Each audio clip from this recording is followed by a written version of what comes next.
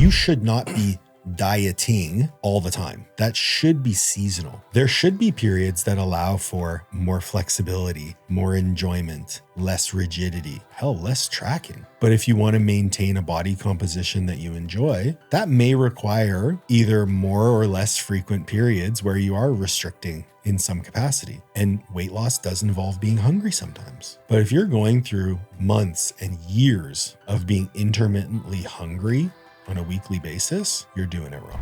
Any massive shift in your identity is always accompanied by growth and development. And that's all we're talking about here.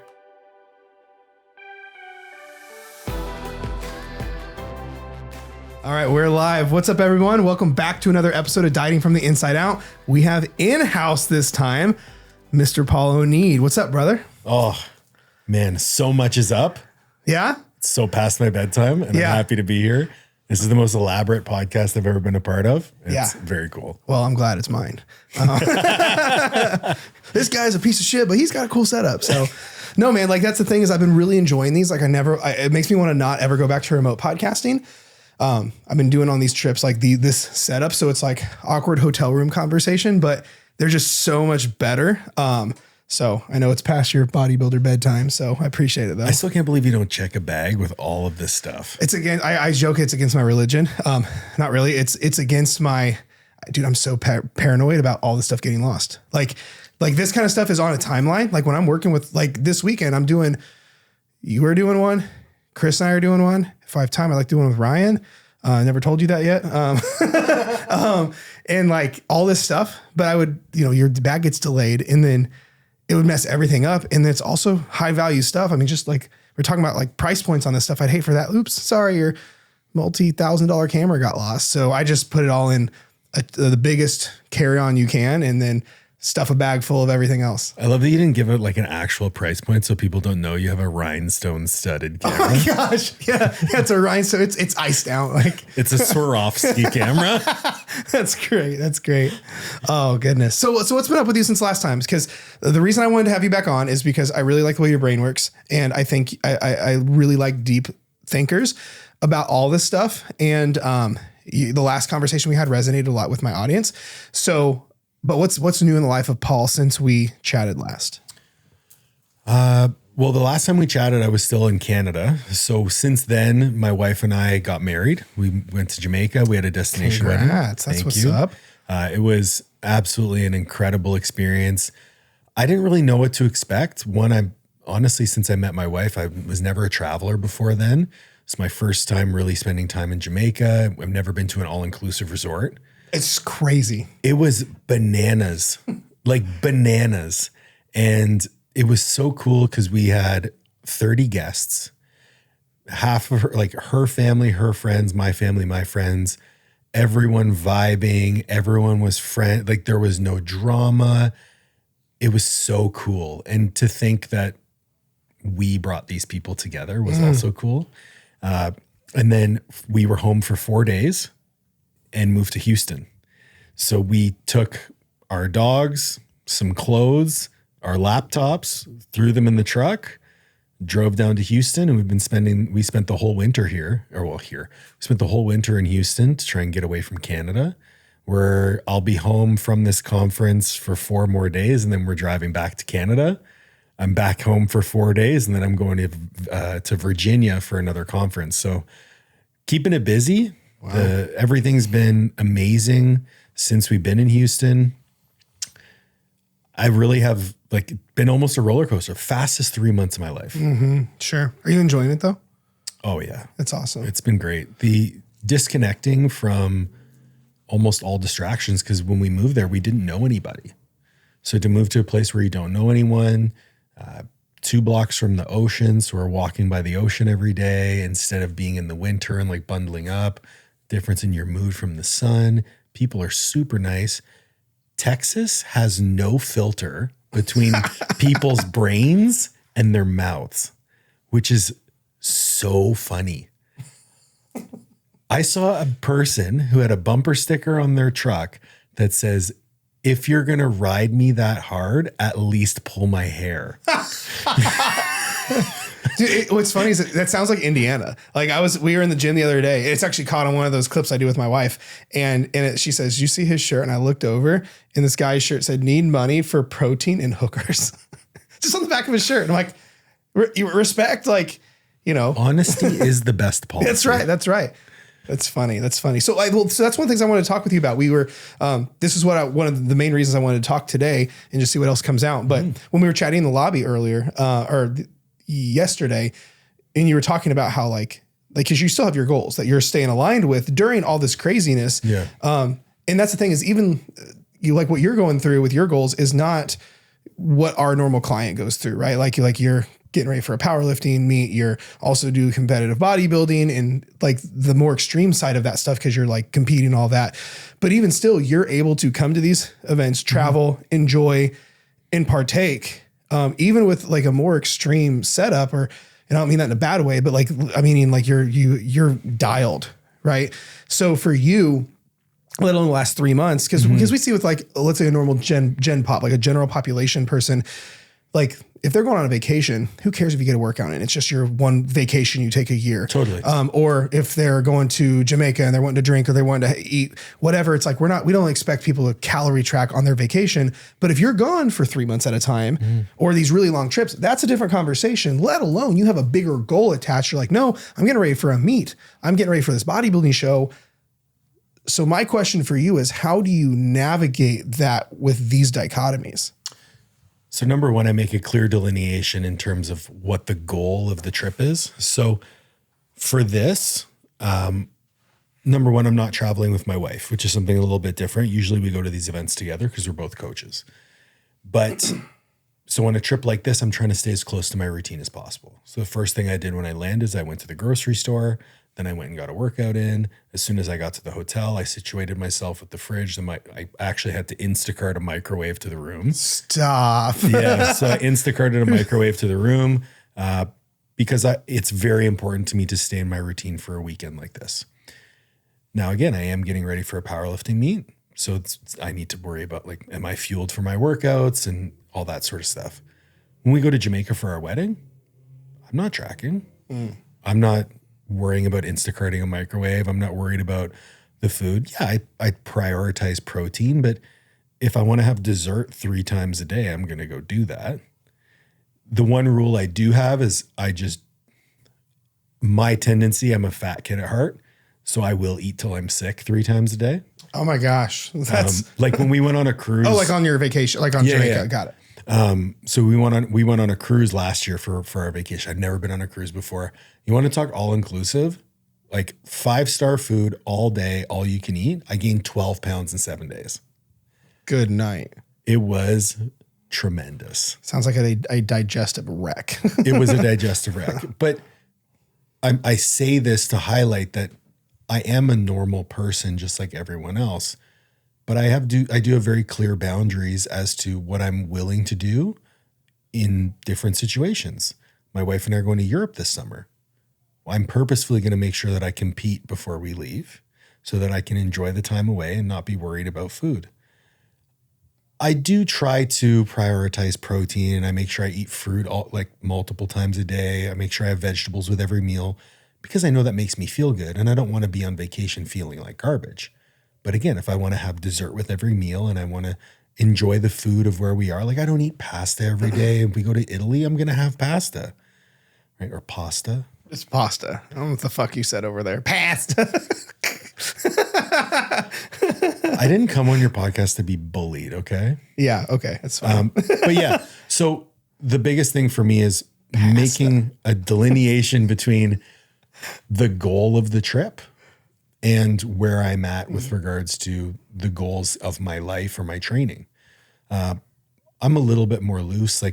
When I'm here, I usually eat more so closer to a meal plan when I'm home, just because it's simple and my food volume is quite high. So if I vary my foods too much, it's tough to get it all in. But when I'm here, I keep it really simple. I buy Uncle Ben's rice. I buy pre-cooked chicken and beef. I get some Greek yogurt. I brought protein powder with me. I bought some fruit. And most of my meals look almost exactly the same. But I don't do that all the time. Sure. Well, I think this is why it's important. Why we'll see clients who's coming into the program who have, most of our people have worked with other coaches that didn't have necessarily a great experience, and we'll have an average, we'll just call Mrs. Jones, and who just have normal, we'll just say general population goals. I want to lose 30 pounds, feel better. And that's really it. Just look better and fit better in their clothes and move better. Mm-hmm. But that's like whoever they were working with had them do like a crazy bodybuilding style approach, where that's the thing is you have your priority because you're competing. You're an athlete, right? But you have your setup because that is what's going on. Like the average person isn't going to need to be that aggressive. No. Talk about that. Well, again, it comes back to your goals. Like some of our clients, when they go away, if they are, well, let's draw the line here. A lot of our clients are competitive athletes as well. So sometimes when they go away or they go on trips, it's within a time frame where they have to be more rigid. So we provide them with the tools and strategies in order to be more rigid. And I'll tell you right now, doing what I did for this weekend, I probably spent like $350 on food for the weekend, and like food in a microwave and stuff like that. A lot of people aren't willing to do that. Sure. And that's fine. If it's during a time when they don't have any competitions coming up, well, then they can be more relaxed. They can eat out, and we give them the tools and the strategies to be able to do that in a way that serves them. I think having that conversation from the beginning about, do you know the habits and behaviors that will serve you? And do you know the habits and behaviors that will not serve you? And we just try to make the best decision most of the time. And at the end of the day, it's a very short time period. When you talk about losing 30 pounds, that could be a year. It could be longer, depending on how slow and methodical and how consistent you are and your adherence to all of those factors. So if you look at 365 days, if you have 300 of those days where you're making decisions that are in line with your goals, and then the other days aren't perfect, but you're doing your best, I would be hard pressed to believe you couldn't get to where you want to be. Sure. I think there's something that you said at the beginning. There's two big things I want to circle back to. But the first is when you said, like, first of all, like, what is the goal of what we're trying to do here? Because I think too many people go into, we'll say something that's out of their routine, out of their norm. Let's say travel, work, a vacation, whatever, and they don't have a clear delineation of what am I trying to do here? Like, what's the priority here? Because I think too many people judge themselves because they don't want to make the wrong decision, or they set themselves up to lose. They say, you know what, I'm going to prioritize my goals. Well, now they're like, I'm missing out on this. And they're like beating themselves up. But what does that mean to that person? Like, what does prioritizing your goals mean to that person? So I think it's important to have a conversation with yourself or with your coach about how you would define success. So so important. What would you define as a successful trip for you? Is it that you know you're going to have 2 meals of the weekend that you enjoy with the people that you're with, but then otherwise you're going to stay relatively, we'll say, on plan? Or is it that you're just going to do your best for the 4 or 5 days you're away, and then when you get back, you're going to resume what you were doing before? The one rule I have, whatever we decide with our clients, is you cannot feel guilty about whatever choice that you made, because you made the choice. Right. So if you made the choice, there's nothing to feel guilty about, because every choice is an input-output equation. And if you decided that the input in that was related to the output, you can't be mad at what the output is. So having the conversation about what is success, and then if we define that success, what's my job to teach you the tools and strategies to achieve that success? It's your job to execute. But if you make a choice during that time that doesn't align with your goals, well, it actually did align with your goals because those goals changed while you were away. Maybe we didn't get to have a conversation about it. And that's where we have the debrief and we talk about it moving forward. It's always a conversation where people, if they feel guilt or if they feel shame, you ask why, and usually it's because they didn't live up to some undefined ideal. But if you define what that ideal is, it's really easy to determine success or failure. The reality is with a lot of things coaching is there's no failure, because you just learn from it and then you make better choices, better decisions. You have more tools available to you next time you go away. You can't get stuck looking at the short term in all of this, because There's always going to be trips. There's always going to be events. There's always going to be social gatherings. Well, you're just trying to get better every time.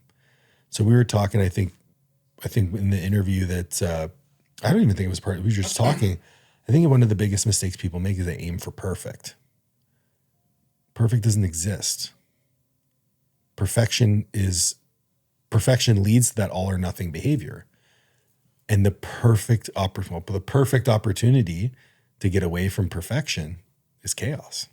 Yeah. I mean, well, if we think about it, just like you said, and this is one of my biggest pet peeves when people say, oh, I want to wait till such and such event is over before I get, whether I've seen this happen with, I want to wait till such and such event is before I get started in coaching because I want to be all in, which that's a whole nother tangent. Or I want to wait, whether coaching is involved or not, I want to wait to get started on my plan until the holidays are over, until vacation or graduation season or whatever. But that means you're missing out on a skill building season. Like one of the things that I've been saying with clients is, an analogy is everyone wants the sword, but no one wants to be forged. Like you see, if you see a beautiful sword that can go into battle, it's beautiful, it's shiny, it can cut people in half. It's literally that battle sword. And everyone wants that though, right? But no one wants to be forged because forging sucks. It's hard. If you've ever seen someone forge a sword out of a block of metal, it's a lot of heat, it's a lot of pressure, it's a lot of cold water, it's more beating with the hammer. I've seen Conan. There you go. But the thing is, you can't get that without that. You can't get the sword without being forged. But people say, oh, I want to not have to think about this. Oh, I want my fat loss to be frictionless. I want it to be on autopilot. I want to be intuitive. I want to be able to navigate life and be free and have peace around this. But if every little holiday, weekend getaway, date night, graduation, open house season, Christmas, we're going, I'm an all or nothing person, I'm gonna wait to start over. You're literally missing out on every one of these moments to learn the skill sets to forge the skills that you need. I honestly couldn't agree more with you. And to be fair, a lot of what I've learned is through my own experiences with all or nothing thinking. Because you talk to my wife. When I met her, so when I met my wife, she was going through a bodybuilding prep. I wasn't. I'd never competed in a bodybuilding show. You know how long it had been since I had had a cheat meal when I met my wife? A minute, I'm assuming. 6 months. Wow. Like before you deviate, you like, it was that rigid? Like that's. But it's because I decided that I wanted to, at that point I was like, well, I just want to get really lean again. So I just started doing what I do when I want to get lean, which is just eat more rigid, get more steps. And so I did the things that I needed to get done. And that didn't involve eating out. I didn't have a partner. It was during COVID, so there was no restaurants. Canada was locked down like crazy. So I didn't really have presented an opportunity to have cheat meals. And I like to enjoy my food with people. But it didn't bother me. Like it's not something I was like, oh, I need to have a cheat meal. Whereas now, a big part of the way we bond is through food. So we'll go out to dinner or we'll make something really fun at home. Air fryer nachos. I was going to say, you bring up the air fryer like Dorito nachos or whatever. Okay. So some gangster shit, man. Air fryer nachos. Cool Ranch. Lots of cheese, ground beef. 10 out of 10. Sounds heavenly satanic. Oh yeah. Well, but so this is such a great caveat because even as an athlete who competes in bodybuilding and powerlifting, and the protocols are not, let's say, sustainable for the rest of your life or anything. God, no, yeah. But even still with that, you just said you didn't say the exact words, but food is more than fuel. It's how you bond with your wife. It's how you connect. It's how you socialize. So even a person who is very aggressive, very naturally all or nothing, I'm assuming, yes, who competes in sports where you have to be rigid and unsustainable for a period of time, you still have part of you that's like, no, man, like this is how I connect with my wife. Food is more than just fuel for me. But I think people just live in that camp of, no, it is only fuel and nothing else, when that's just not appropriate. And it doesn't serve them either. Oh, absolutely. And one of the challenging things that we've been through is last year we prepped for a show together. So she was in prep while I was in prep. And we drifted apart for a little bit because we didn't have the opportunity to bond in the way that we did. Date night was removed. There was no date night. So we ended up eating our prepped food together at the dinner table. Just sad, staring at each other, eating like cold tuna, like my life. Well, we heated it up. So she was eating She was eating sugar-free gum and white fish. I got some green beans with my white fish. And yeah. I'm depressed listening to that. We were very depressed. I guarantee it. I guarantee. Well, but I think that's a good point to that for those that are listening, that for all of us, even someone who competes and is in that, like that world, it's still more than just like, I see average Mrs. Jones listen to some asshole with their shirt off on Instagram saying food is fuel and everything else is toxic. And it's like, it's just not contextually accurate or serving. Well, I actually said it. I glanced over it, but I think I'll highlight it. I have two things to say. Number one, so I mentioned like I buy pre-cooked chicken and pre-cooked steak. Do you think that's like healthy? Well, it's healthier than going and eating out at a restaurant, but it's still like Tyson chicken strips and fajita steak strips that are frozen and reheated. Pre-seasoned already. Already. Like these aren't the types of foods that I would be eating at home, but they're the best option available given my circumstance. So that's the choice that I make. And when you talk about like, rigidity and aggressiveness and unsustainable approach, like, yeah, I can do the things, but I'm also a human being. And I'll tell a story. So during my prep, I had one cheat meal in 30 weeks that was assigned from my coach. Man. Yeah.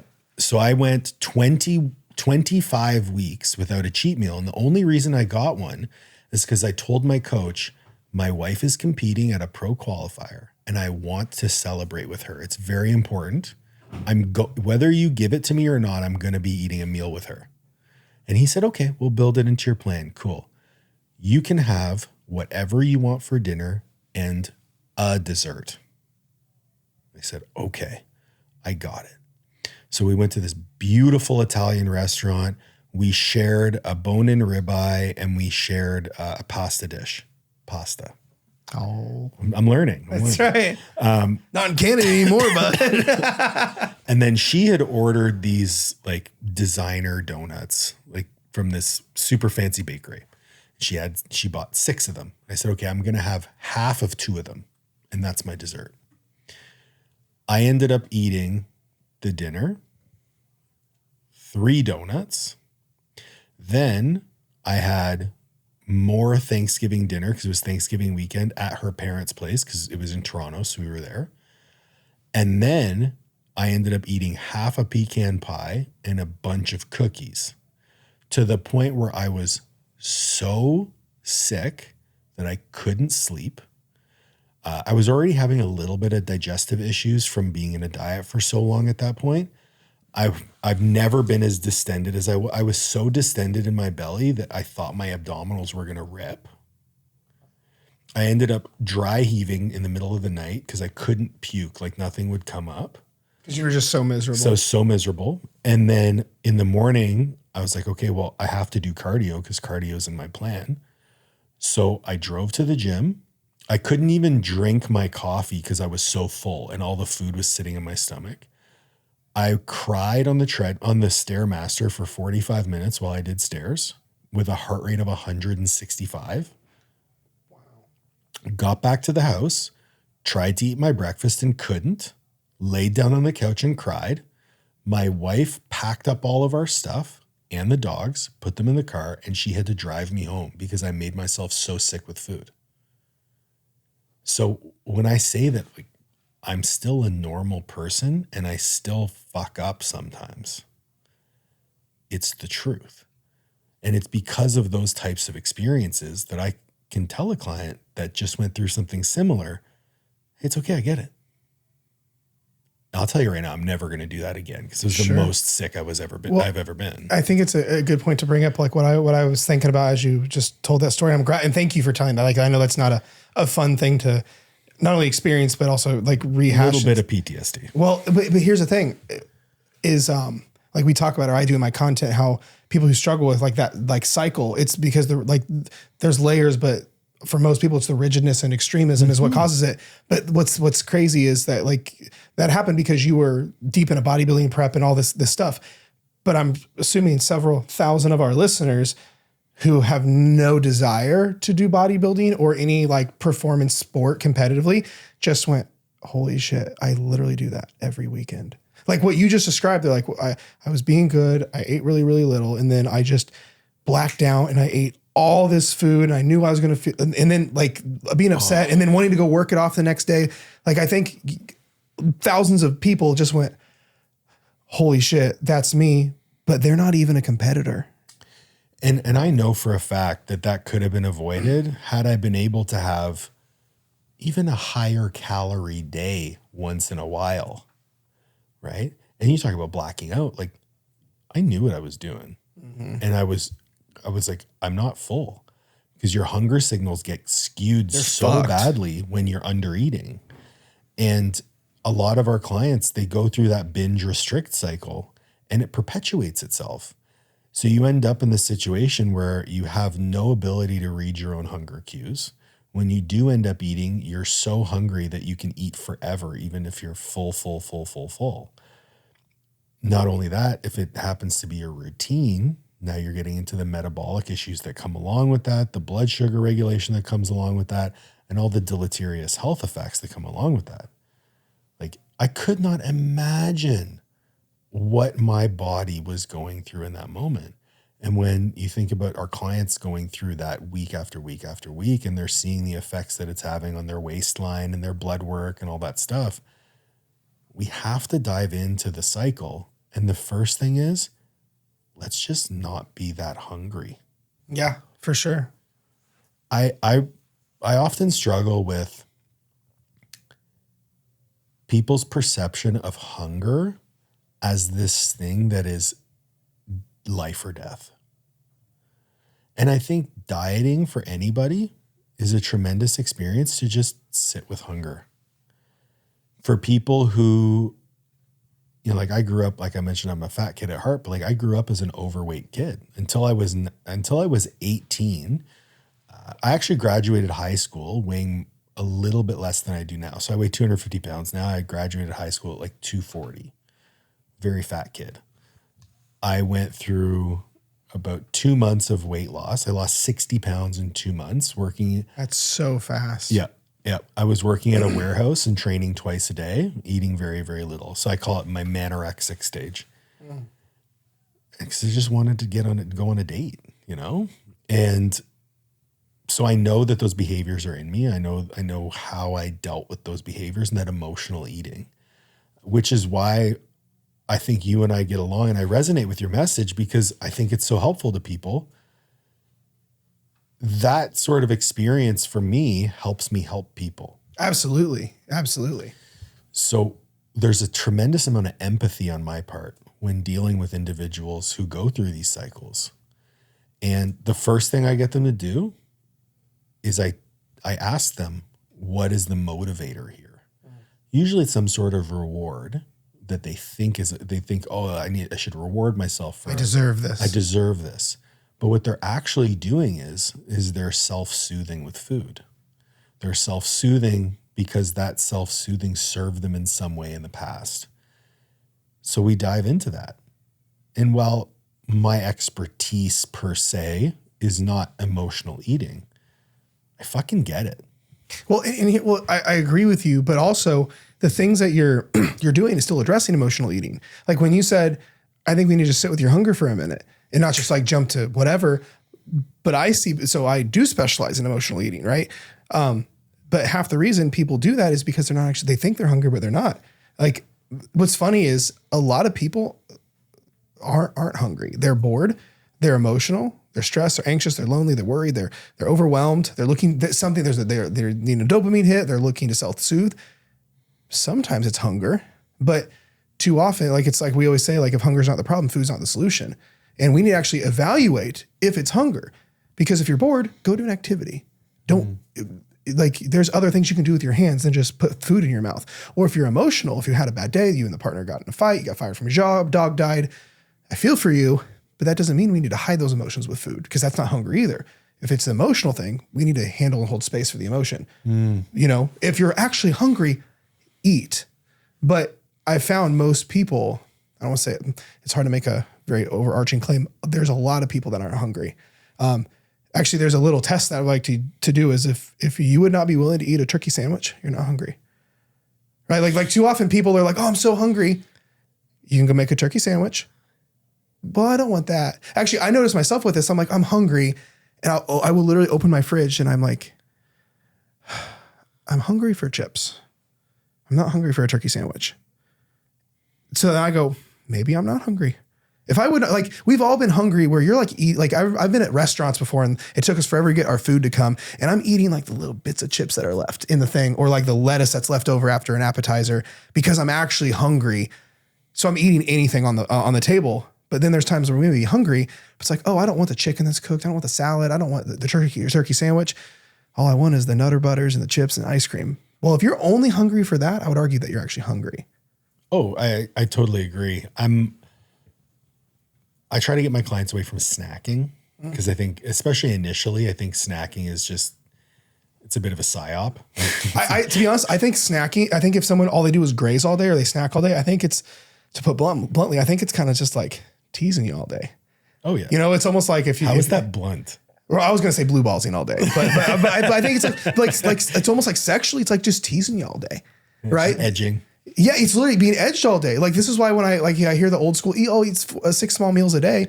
Like, or you could have like 3 really satisfying, really whole meals that you feel well fed, nourished, and satiated from. Or we could have these little fucking 400 calorie like piss offs that just like kind of left me worse off than when I started, you know? Yeah. It's, I mean, going through the bodybuilding prep really taught me a lot about how hungry I can actually be. Because disclaimer, that's not a badge of honor. No, it's not a badge of honor, but it is a very valuable self-exploration. A lot of self-awareness there. A lot of self-awareness because, I mean, at the end of the prep, 1,400 calories of white fish and green beans, an hour of cardio every day or more some days, and then 5 days a week of weight training. You're so tired and so hungry all the time, but you still function. Like yeah. I had the biggest period of growth ever in my business during that bodybuilding prep. And it wasn't because I was posting. You're hyper disciplined. That's why. Hyper disciplined, hyper routined. But there was not a period during that time, that 30-week prep, where I was not thinking about food. And that's where the barrier is that food focus, which is a challenge to break after the prep is done. But I have no problem being hungry now. The good news is my calories are high enough and I'm eating at maintenance and I don't really feel hungry. But it showed me that, like, if I'm hungry, I'm not going to die. Sure. And that serves me tremendously now. Sure.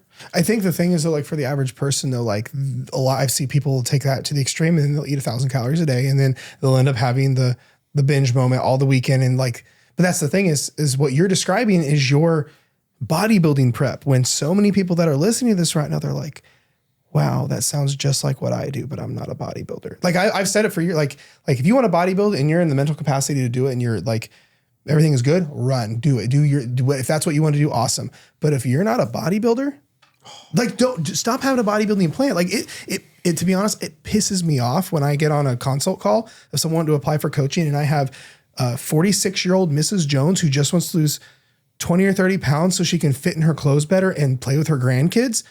And I go, well, what kind of plan are you following? They're like, well, my coach has me, and they explain it. They're doing like, well, I have arm day on Monday and then like hamstring day on Tuesday. And they do a bodybuilding split. And then they tell me, well, here's the meal plan I'm on. I go, is the meal plan like tilapia and green beans? And they're like, how'd you know? And like, I spit it out, like, and it's all just Muscle and Fitness magazine, very templated bodybuilder stuff. And they're like, they go, how do you know that? I go, cause you're following, say your coach competes, don't they? And they go, yeah. And I go, are you getting on stage half naked and flexing in front of a bunch of other people? Well, no. And they laugh about it. I go, not for free. Right. Yeah. And I go, right. And I go, well, then you shouldn't be doing that plan. That plan is your coach's. You should be doing something that's tailored to you around your goals. And sometimes I'll give the analogy. I go, do you do jujitsu? And they're like, no. I go, well, you see my workouts and what I eat, right? And on Instagram, they go, well, yeah. And I go, well, should you do that? Like my workouts are so I like tear people up in jujitsu. Like so they have a hard time beating me, or I can beat them and I perform better. But you don't do jujitsu. So why would I have you do that? And then they have like a moment of clarity in the conversation. But that's the problem, is you're doing that because that's your goals and that's what your values and what's important to you. So you align your actions with that. But I want everyone that's listening to take that ownership and go, well, what are my goals? What do I want? Get clarity, like full circle moment. Yep. 100%. And then align their goals and actions to that, not some arbitrary thing because it worked for this person. Yeah. And again, I'm very big on sharing the process, and I don't eat like that all the time, nor would I want to. I personally don't have a relationship with food that is such where I feel the need to enjoy something sweet every day or something savory every day, but I do enjoy those foods. So 90% of the time, I go out and enjoy those foods when I want to enjoy those foods and the conditions that I enjoy those foods in. So that restriction, yeah, I might eat less total calories sometimes, but the food that I eat serves the goal at that time. I think some people feel, I don't know if it's because they've continuously dieted for years and years on end, so they feel like they always need to diet. I like to create the delineation between nutrition and diet. Okay. Expand on that. Okay. So nutrition is the science of what happens when you put food in your face hole. Fair. Okay. Diet is all the psychology, the behaviors, the habits of how you choose what that food is that you put in your face hole. When we talk about face hole, I'm sorry. Well, you got to keep people interested, right? That's right. As you're just like, you look like all comfy now. It's shit. Pretty good. My hip's bothering me a little bit. So when we talk about dieting, that's a time limited thing. When we talk about changing the habits and behaviors of what you're eating and what you're choosing, that should be seasonal. You should not be dieting all the time. I really hope everyone just heard that that's listening. Yeah. There should be periods that allow for more flexibility, more enjoyment, less rigidity. Hell, less tracking. Sure. But if you want to maintain a body composition that you enjoy, that may require either more or less frequent periods where you are restricting in some capacity. And weight loss does involve being hungry sometimes. But if you're going through months and years of being intermittently hungry on a weekly basis, you're doing it wrong. Yeah. I mean, I have conversations with people all the time and they go, yeah, I've been dieting for the last 3 years. Now, granted, there are a couple things. Number one is, or most people, this is where I see some really messed up conditioning come in, like habitual conditioning and things like that, where they've been on a perpetual diet for more years than they haven't. Like since they were like almost every call I get on is like, oh, I've been dieting since I was 11. Like now here's the thing. I'm not saying they've been in a calorie deficit eating since they were 11, but they have been in the process of dieting where they go hard. They're trying to eat better. They're on a diet. They fuck up, they fall off, but they've been on that cycle where they are intentionally trying to be in a weight loss phase for years and years and years and years on end. And then I see a lot of people subconsciously self-sabotage because then they'll finally get the weight off. Well, now that part of their brain doesn't have a job anymore. That's why a lot of people have midlife crisis when the kids leave the house because their job of mom is gone, right? Or when people retire, they've worked in the workforce for years. They retire. Now that part of their brain is like, my identity's gone. Well, if someone considers themselves a dieter, it's who they are. I've dieted since I was 11. I went to Weight Watchers with mom. I was given a Weight Watchers book when I was about 12 personally. Right. So when that happens, I see it psychologically with people every day where then they finally get on the other side. They lose their weight. Well, then it's almost like they go find what they lost because that part of their brain is like, oh, fuck, I've dieted my whole life. I don't have to diet anymore. So they subconsciously find reasons. They subconsciously gain the weight back so they can go back to the comfortable side of dieting because that's all they know. And it's a dangerous cycle. But a lot of people think that they need to be in their diet phase forever. They want to lose 80 pounds. They're like, oh, I guess I'm going to be dieting for the next 3 years. And it's like, I think people don't realize there's nuance that has to happen. I think there's a lot to tease out of that. The first one being like 80 pounds is a lot of pounds. It is. You know, if we talk about losing 0.5 to 1 pound per week, you're talking about 2 years. Right. Under perfect circumstances. Under perfect circumstances. Right. That's why I said 3. Just feel like, let's assume we take our time. But when we talk about all the things that you're going to participate in your life for, and I think the easiest quote to pull, and I'm sure everyone said it at this point, so you can't attribute it to anyone, but it took you X number of years to put the weight on. You can't expect to take it off in a short period. I think people forget that. I think it's discouraging. And I think it makes them feel uncomfortable. It probably brings up a lot of feelings of shame to say like, oh, I've done this to myself. So like, I want to get it off as quickly, like I did when I was 17, right? I want to get this off as quickly as possible so that I can get on with my life. And I mean, there's good research that shows that you can do that. But the recidivism rate is very high. So is it something that you want to do for the rest of your life and lose the weight, live in the body that you've always wanted? Or do you want to vacation in the body that you've always wanted and go back to the body that you've always had? So for me and my clients, I definitely do preach the long game. And there's so much progress that can be made. I mean, let's shift the conversation towards even weight loss, right? Most people don't want to lose weight. They want to lose fat. Exactly. Well, eating in a slight calorie deficit, training really, really hard, eating enough protein, you're going to put on muscle mass. You're going to lose fat mass, and that scale may not change. May actually go up a little bit. It may also go up a little bit, yeah. So to ask yourself, well, am I really concerned about the scale, or am I more concerned about what I look like in the mirror? And this is like probably a super important conversation to have, because if you had the body of your dreams, but the scale read the same as you weigh today, would you care? I asked my mom that, actually. I have this conversation a lot. Yeah. I asked my mom that when she came on the podcast with me. And she genuinely said, she's like, I would be upset if I had the body of my dreams, but I still weighed 150 pounds. I'd be really upset. Usually with this conversation that we have with people is that tells me this is an identity conversation. 100%. Because at the end of the day, why don't we keep the main thing, right? Because I'll ask people, I go, cool. So would you be cool with you weighing 130 pounds or whatever you weighed in high school, whatever the arbitrary benchmark is, but you're stuck in the way that you're at right now. None of your clothes fit. You don't feel good in your own skin. You're tired. You can't play your kids on your hands and knees. Your back hurts all the time. You sleep like shit. You're unhappy all the time. But you can tell all your girlfriends that you weigh 130 pounds. Well, no. Okay. But if you had the body and life of your dreams, but you weighed 180 pounds, let's throw like that number. Yeah. If you wouldn't be cool there, you're literally setting up a game to lose. There's no outcome where you win.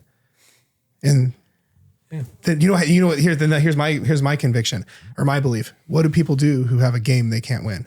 That they set up, they fail. They don't play. You nailed it. I mean, I see this with myself. I see this with my clients, especially like big dudes that identify with being big dudes. It's a real mind fuck to tell them, hey, you're probably going to have to weigh less than 200 pounds to look the way you want to look. And they go, what? I'm like, yep.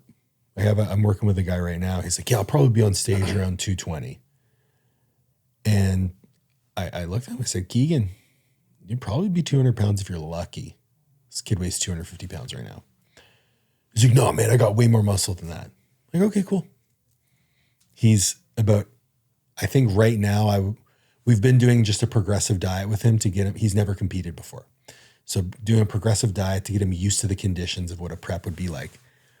He weighs 211. And probably has a good ways to go. And he probably has a good 15 weeks of dieting to go if we were to put him on stage. And he's like, man, I never believed you. I'm like, how do you feel right now? He's like, I feel really small, but I love how good I look. I said, because the scale doesn't matter. It's not a scale competition. I love that. And it's the same with life. You don't wear a sticker on your head that says how much you weigh.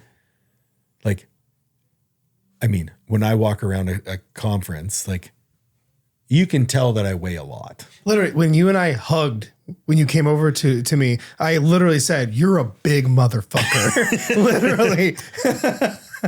But when I say how much I weigh, like, no one makes a value judgment of me as a person based on how much I weigh. They're just curious because I'm a big guy. And when you have that shift of like, and I'm talking in the context of a big dude who identifies being a big dude. And I know that's not necessarily your audience, but there's a parallel to be drawn Absolutely. here. When you remove that part of them, there is an identity shift that they have to make. Absolutely. But that's the cost of playing the game. Any massive shift in your identity is always accompanied by growth and development. Every time. And that's all we're talking about here. Well, and then the other side of that coin is if you have physical results without the identity change, because we're on autopilot 90% of the day, we will subconsciously, not even be aware of it, sabotage said results. This is why the identity conversation is so important. We see that one of the things that I've been saying, I cannot take credit for this. A friend of mine, she's another coach. I did an interview with her. Her name's Cam Brown, is the one who said this. And I wish I came up with it. She has I hate that. She has such a had a profound statement. She tells her girls, and like what we tell, like what I've been telling a lot of people I've been on the phone with is I go, hey, and this is just full disclaimer, mostly to female people, to our female audience. It's mostly our clientele and who we talk to. But I go, hey, your dream body weighs more than what you think it will. Yeah, it's the exact opposite. It is the exact opposite, right? But that's the thing is most people don't realize they have the way that I put it, it's kind of blunt, where most people have their arbitrary, most women I see have their arbitrary benchmark of what they weighed in high school or in college when they had a borderline eating disorder. Like if you think about most people who say, oh, I wish I looked like what I did when I thought I was fat in high school or in college. It's when you were broke, so you couldn't afford to go out to eat all the time. So you were probably under eating. You were in high school, you were in sports, or in college, you were working the waitress job, or you were running around all over the place. And so of course it makes sense you weighed the least amount you've ever weighed, and probably may not have been as big as someone might not, maybe now, because you were broke. Like you weren't eating out as much, you weren't going on date night all the time, those kind of things. But now life is different. Someone may have had a couple kids or whatever the case, hormonal things, metabolic things, age, whatever. But to say, no, I should weigh this number over here I weighed when I was 18 or 15 or 21, doesn't even make sense. Like a lot of times I'll ask people, I'll go, where'd that number come from? And they go, or like, how much weight do you think what do you think you should weigh? They go, every time they look at the ceiling, they go, and they give me like 135 pounds. I go, where'd you pull that out of? And they go, your ass. Literally every time they look at the ceiling, and this is not me making fun or shaming or judging. I'm literally calling out a behavior. They go, and it's literally out of their ass. It's not by data. It's not by biomarkers or blood work or any like an actual lipid panel or anything like that. It's, well, my identity in my head is 135 pounds is good. 138 pounds is heavy. So I want to weigh 135 pounds, you know?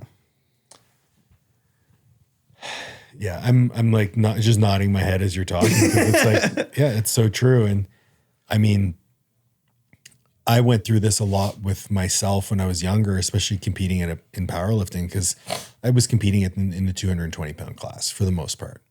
And whenever I wanted to be, because like growing up as a fat kid, I was like, I want to have abs. And I was like, I wonder how light I would have to be in order to have abs. And I would always use the scapegoat of strength.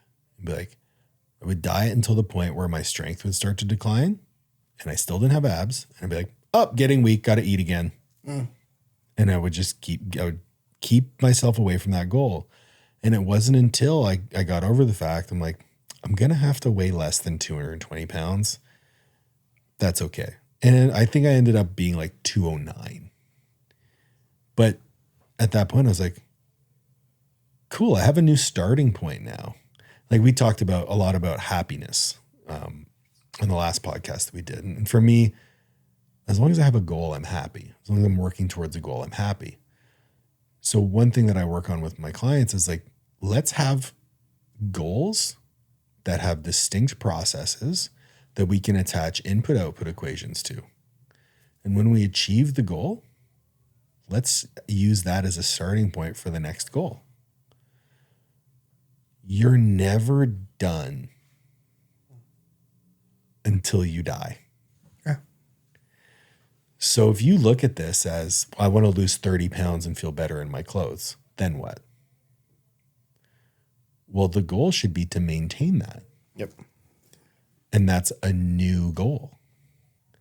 And maybe after, let's say 6 months of maintaining it, you say, I think I can push myself a little bit harder.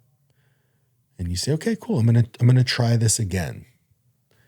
And maybe you lose another 5 pounds, 10 pounds. Like, oh, I really like the way this looks. And then the goal shifts to maintenance again. Whether you're going up in weight or down in weight, it's the same process. But the goals are always evolving just as you are ever evolving. And, we use this as a business strategy because ultimately we want to teach our clients autonomy. We want to teach them how to do it on their own. But until they've done a few cycles of weight loss, maintenance, maybe a muscle gain, then a weight and maintenance, and they've learned the tools and strategies to do all of that together, well, they're going to need to work with us so that we can teach that to them. Absolutely. But at the end of the day, what they're learning through that is how to make this a lifelong journey. And I want to be able to look at, our client, what'd you call her? What'd you call your client? Sally Jane or whatever? I don't even remember right now. Oh, Jared doesn't remember his client's name. No, well, I do normally I don't ever give an actual client's name. So Jane Smith, I think you called her. Yeah, like Jane Smith or Jane Doe or something like that. Okay, yeah. so you called out yours like Keelan or whatever or Keegan. Yeah, he's never gonna watch this. He doesn't watch shit I do. That's right. Great kid though. He's been my client for 8 years. Nice. Yeah, super great. Muscle building takes a minute. You think people think fat loss takes a long time? Like building like competitive level muscle. I've been trying to get too big for 20 years. Still not there. I know guys that are on gear, steroids. Sorry, steroids. Yeah, I forget. Like a lot of my audience may not know what gear is. And they're on steroids, training like as heavy as possible with high quality movements as possible, like as intense as you can, and they are so stoked if they gain 6 pounds in a year. Oh yeah. I started working with Keegan when he was 18. So he's, very close to my heart. We're good friends at this point, but kind of forgetting where I'm going with this. Oh, if a client doesn't work with us anymore and they graduate out of our coaching, it is a huge badge of honor for me to get in touch with that client 5 years down the line. And they say, oh man, yeah, I kept the weight off. I actually lost a few pounds more, living great, feeling good. If that happens a lot for us. So to me, that's the true measure of success in coaching, because I've taught that person how to do this for the rest of their lives. And if we can shift the client's mindset towards one that the journey's never over, I think that's when you really have those long-term effects that ultimately will put more years on their life. Yeah. I mean, you made that post the other day about how a client was able to get off a bunch of medication, and you legitimately added years to their life. We got rid of her. I didn't realize it when she signed up. Yeah, she had blockage sleep apnea, and she went from on top of losing 20 pounds and fix her relationship with food, so she stopped binge eating. I was stoked about that. That's fucking huge, and But she's also like, oh, I got my test results back from my sleep apnea because the machine reports to the doctor. And he goes, yeah, you went from 45 times an hour to 1. That's the dream. I wish I could get rid of my CPAP. Bro, but like, I told her like the silence literally said it. I don't think it hit her how hard. Like, I don't think she realized. I go, do you realize you just gave yourself the gift of 10 more years, more than likely, of your life? And she was and this lady's 66. Yeah, like people think it's too late. They're too old. Can't teach an old dog new tricks. No, this lady, you know what it is? She's coachable. She's humble. She's willing to take feedback, and she's willing to go, the way I've been doing it isn't working. I guess I'll just blindly trust what you do and be okay with it taking as long as it takes. And then ironically, those are the people that get their results as fast as possible. I don't like to talk about timelines because people compare. This client also did that in 3 months. Like, don't compare that to your journey. Everyone's journey is different. But like, if I put that on like a sales page, I'd sound like a scam artist. That's why I don't like to talk about timelines. But like, it's crazy when you release attachment and she's like, I don't care how long it takes, which means she's making good decisions. She's not making decisions out of desperation, which is one of the most dangerous places you can make a decision out of. And then all of a sudden it's like everything fell together like that. I love that. I love that. I mean, that's the dream client. And not every client is like that. All of our clients come to us with different journeys, different experiences, different limiting beliefs, different, if you want to go down the road of traumas. But at the end of the day, we're all people and we all have roadblocks that we run into. And it's up to the coach to have those conversations and be able to have a relationship with the client that allows them to share, allows them to open up, allows them to be vulnerable. Because that's how they really like shed all the bullshit. And ultimately, that's how we can really help them.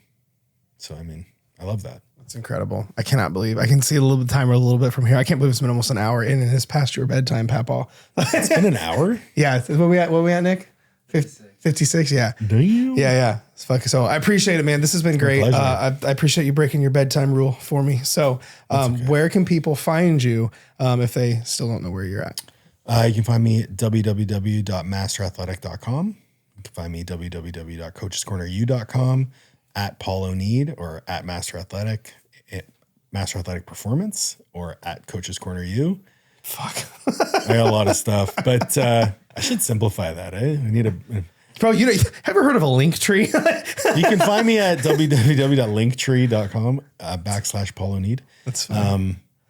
Yeah, but message me anywhere.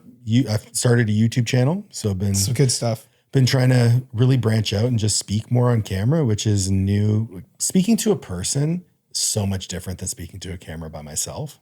So learning a new skill, putting myself in uncomfortable situations, and hopefully I get better at it. I mean, I can't get any worse. So. That's one way to look at it, I guess. I pull the old clap. Hey guys, hey. Clap. I'm like, ugh. I am everything I hate. Why am I like this? I love it. Awesome, man. Well, I appreciate you. Be sure and subscribe to the show. Hit up Paul. We'll talk to you all soon.